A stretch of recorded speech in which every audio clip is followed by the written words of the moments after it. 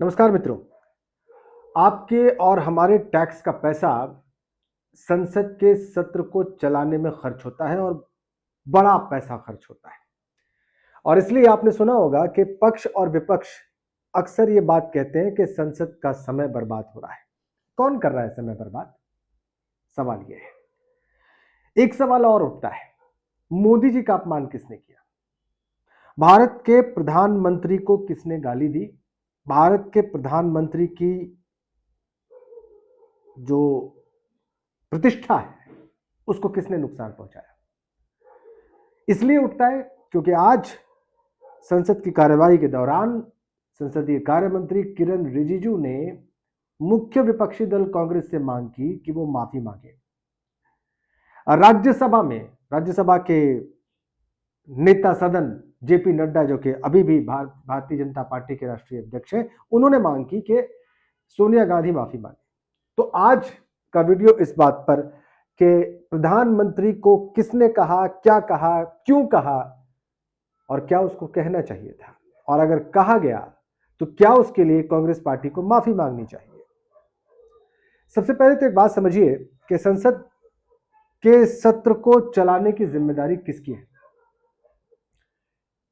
संसद के सत्र को चलाने की जिम्मेदारी होती है सरकार की। सरकार विपक्ष के और संसद के दलों को साथ में लेकर अध्यक्ष यानी सभापति की मदद से लोकसभा में और चेयरमैन राज्यसभा में जो होते हैं उनकी मदद से एजेंडा तय करती है, कॉन्फिडेंस में लेती है और उसके बाद संसदीय कार्य संपन्न किए जाते हैं। यह तरीका है, यह कायदा है और यह समझा जाता है कि सरकार की जिम्मेदारी है कि वो संसद को चलाए। विपक्ष से आशा की जाती है कि जिन मुद्दों पर वो बात कर चुका है, सरकार के साथ विषय तय कर चुका है, उस पर अपनी बात कायदे से रखे। तो अगर संसद नहीं चल रही है तो उसके लिए पहली जिम्मेदारी सरकार की ही होगी। क्यों? क्योंकि सरकार की जिम्मेदारी ही संसद को चलाना है। तो सरकार यह कहकर पीछे नहीं हट सकती कि विपक्ष और विपक्ष के दल संसद को चलने नहीं दे रहे। विपक्ष के उन दलों को लेजिस्लेटिव बिजनेस यानी संसदीय कार्य का हिस्सा बनाना सरकार की ही जिम्मेदारी है और इसलिए वो पीछे नहीं हट सकती इस जिम्मेदारी से। और अब दूसरी बात पे आते हैं। आज केंद्रीय संसदीय कार्य मंत्री किरण रिजिजू ने कहा कि प्रधानमंत्री मोदी की मृत्यु की कामना की जा रही है कांग्रेस की तरफ से, और ऐसा उनकी वोट चोर गद्दी छोड़ की रैली में साबित हुआ है जो हुई है दिल्ली में।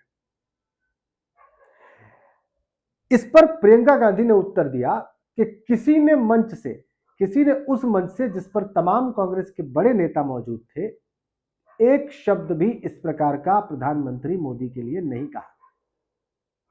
किसने कहा? किसी कार्यकर्ता ने चलते फिरते किसी इंटरव्यू में कह दिया कैमरे के सामने, और वो वायरल हो गया।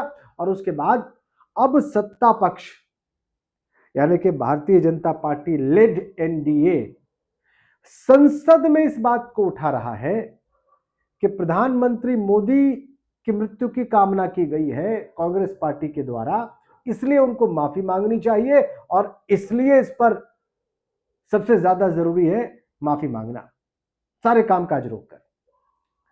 आप खुद बताइए कि क्या सारे कामकाज रोककर कांग्रेस के किसी कार्यकर्ता के द्वारा, जो मंच पर भी मौजूद नहीं था, एक रैली में उपस्थित था, उसके बयान पर संसद में बहस होनी चाहिए?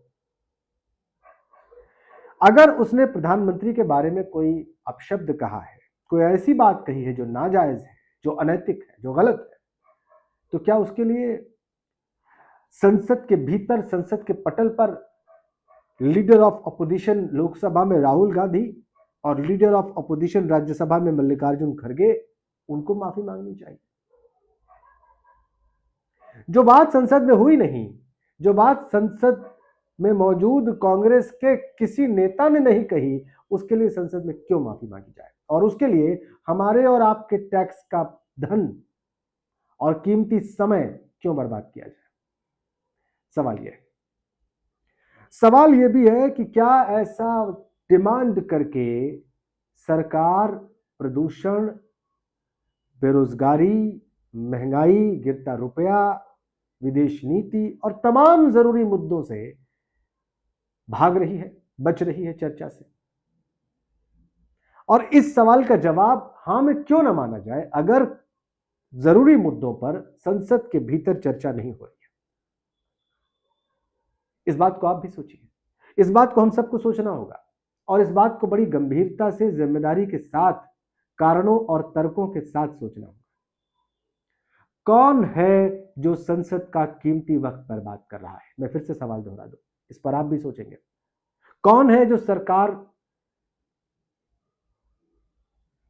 में बैठे दल के नेता के बारे में अपशब्द संसद के बाहर कहता है और सरकार उस पर उत्तर या एपोलॉजी की डिमांड संसद के भीतर करती है? कौन है जो प्रदूषण पर चर्चा से पीछे हट रहा है? कौन है जो गिरते रुपए पर चर्चा से पीछे हट रहा है?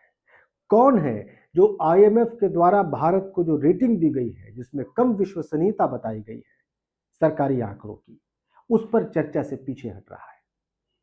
इस पर सोचिए आप, और उत्तर बहुत आसान है अगर आप तर्क के साथ सोचेंगे तो।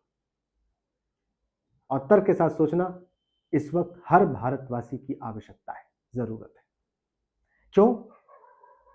क्योंकि अगर जरूरी मुद्दों पर बात नहीं हो रही है, अगर प्रधानमंत्री के अपमान पर चर्चा हो रही है संसद में, अगर प्रदूषण पर चर्चा नहीं हो रही है, बेरोजगारी पर नहीं हो रही है, रुपए के अवमूल्यन पर नहीं हो रही है, भारत की विदेश नीति पर नहीं हो रही है, तो फिर हमारा और आपका टैक्स का पैसा बर्बाद हो रहा है, हमारे और आपके साथ छल किया जा रहा है। इसलिए सोचिएगा जरूर, और जो सोचिएगा ईमानदारी से कमेंट में लिख के बताइएगा। Thank you so much.